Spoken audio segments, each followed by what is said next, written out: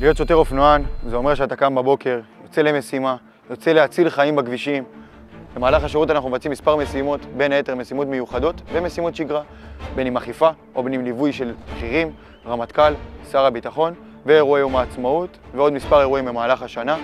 התפקיד הוא תפקיד מאתגר, שוטר שקם בבוקר ועולה על האופנוע, לא יודע איפה הוא יסיים אותו בצהריים או בערב, וכמובן כל זה בהתאם להערכת מצב. למה כדאי לכם לבוא אלינו לימל"ת להיות שוטר אופנוען? קודם כל, כי אנחנו מיוחדים. יש תפקיד אחד כזה בצבא עם אופנועים. אנחנו היחידים שבעצם מבצעים אכיפה על אופנוע, יש לנו תפקיד ייחודי. במהלך השירות הצבאי, שוטר שמגיע לימל"ת, בין אם זה כשוטר או בין אם זה כאופנוען מאותר, מקבל רישיון על חשבון הצבא, עושה טסט באזרחות, מקבל את הרישיון ומתחיל את שירותו כשוטר אופנוען בימל"ת.